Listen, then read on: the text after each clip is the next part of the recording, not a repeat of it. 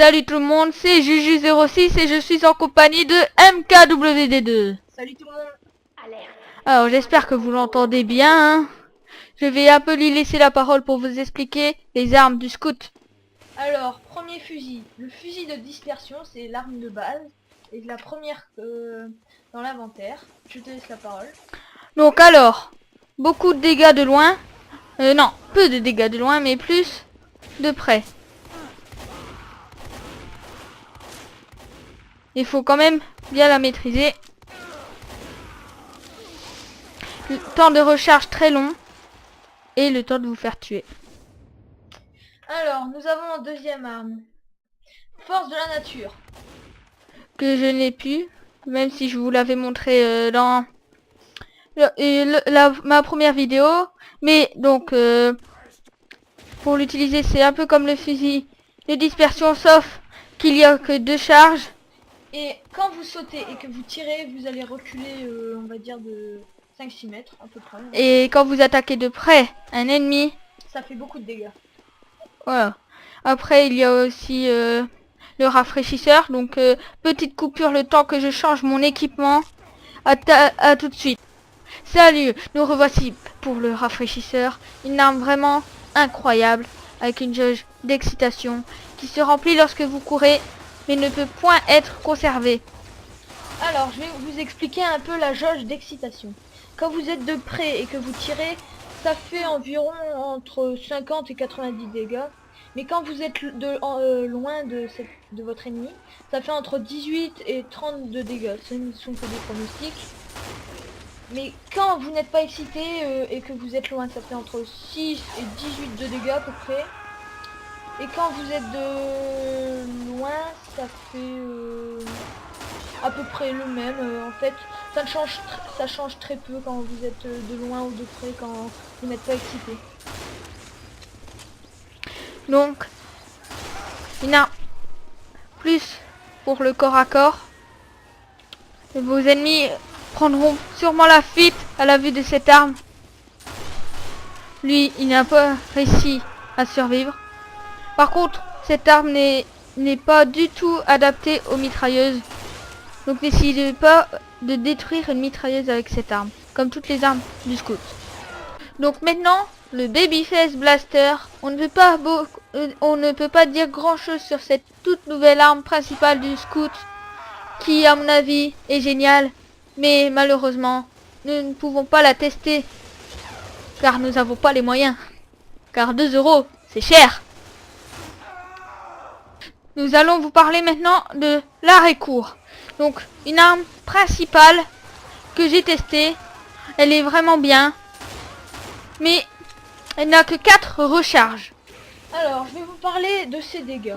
De face, c'est-à-dire vraiment très proche, ça fait environ 70 de dégâts à votre ennemi. Par contre, à courte distance, c'est-à-dire à peu près une dizaine de mètres, ça va vous faire à peu près 50 et entre 50 et 70. Tandis que loin, ça fait entre 10 et 30 de dégâts. Sachant que ça peut vous faire du recul à vos ennemis. Donc maintenant, les armes secondaires. Donc nous allons commencer par l'arme de base qui est secondaire, le pistolet, qui fait quand même 45 dégâts tout le temps, de loin et de près. Alors Julien vous a dit que ça faisait 45 de dégâts de loin et de près. En fait on ne le savait pas du tout, on vient de le découvrir il y a 2 minutes à peine.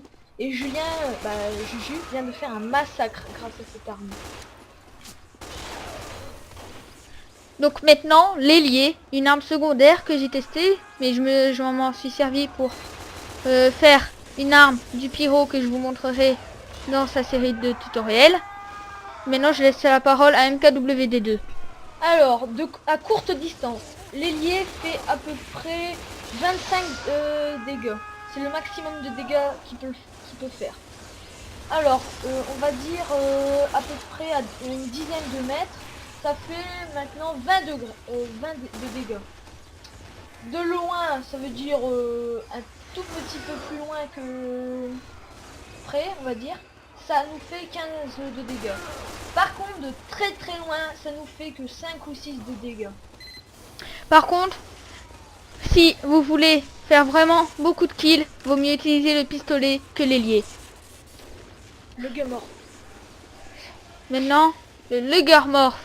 Donc, une arme en secondaire, toujours. Je ne l'ai pas.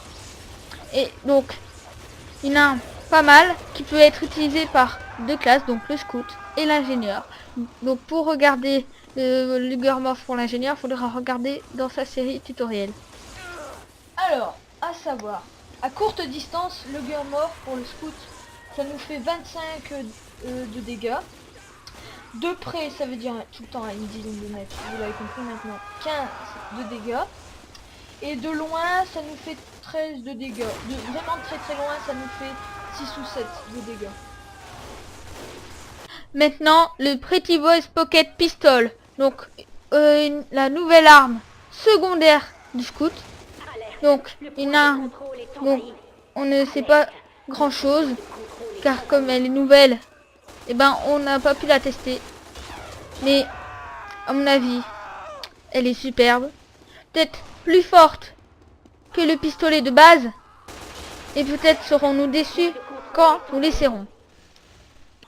Et salut tout le monde, aujourd'hui on se retrouve pour le Bonk Atomic Punch. Alors, je vais vous expliquer. C'est une sorte de boisson qui se boit dans une canette. Quand on boit cette boisson, on se voit à la troisième personne, ce qui veut dire qu'on se voit en arrière. C'est comme si on était en une autre personne. Et on ne peut pas tirer avec. Oui, alors on ne peut pas prendre les objectifs. Genre pousser une charge, ou sinon prendre des objectifs, ou même prendre des points de contrôle. Par contre, on n'avance pas plus vite quand on court avec. Même je crois qu'on avance tout le temps à la même vitesse. Et Juju ne l'a plus car en fait comment dire ça, il l'a utilisé pour crafter son rafraîchisseur. Et aussi, on peut l'utiliser à l'infini, mais pas, on ne peut pas superposer deux Bonk Atomic Punch car il y a une jauge qui fonctionne comme celle du rafraîchisseur. Maintenant, le Critacola. Je te laisse MKWD2. Alors, le Critacola comme le Bonk Atomic Punch, il a une jauge. Alors, il nous sert à faire des coups critiques aux ennemis, à être aussi plus rapide. Et en même temps, il y a un inconvénient, c'est qu'on est beaucoup plus vulnérable aux dégâts. Alors c'est à vous de choisir en fait, parce que soit être plus vulnérable et faire plus de dégâts à ses ennemis, ça dépend. Mais il faut très bien l'utiliser, sinon on est très très vulnérable.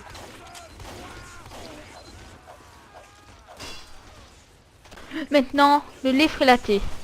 Alors, comme le Bonk Atomic Punch et le Critacola, il y a une jauge. Alors, quand vous lancez ça sur un ennemi, ça les rend plus vulnérables. Ça sert à redonner de la vie à un allié. Imaginez un de vos alliés, il lui reste que 1 ou 2 PV, vous lui lancez dessus.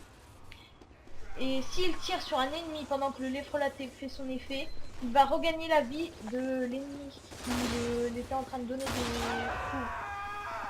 Alors, après, on peut repérer un spy. Par exemple, le spy est invisible. Excusez-moi. Le spy est invisible.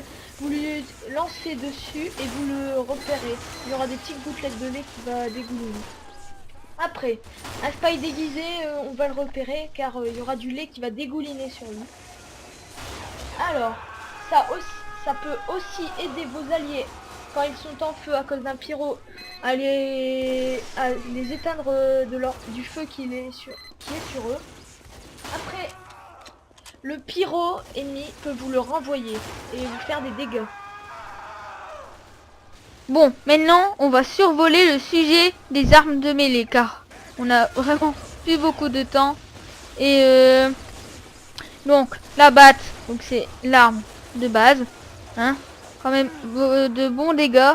Ah, mais après, il y a certaines armes de mêlée du scout qui peuvent les faire saigner, balancer des balles pour les rendre vulnérables car ils ne pourront plus tirer et donc les avoir plus facilement. Donc je vais vous en citer quelques-unes. L'atomiseur, marchand de sable, l'assassin emballé, combat à main nue, macro sacré, sucre d'orge qui lui, dès que vous tuez un ennemi, balance un truc de santé. Après, il y a aussi le soleil sur un bâton. Et après, à mon avis, il y aura encore beaucoup d'armes. L'éventail. Et salut, c'est la fin de notre vidéo tuto sur le scout. J'espère que vous regarderez les prochaines vidéos qui seront sur toutes les autres classes. Salut et à la prochaine.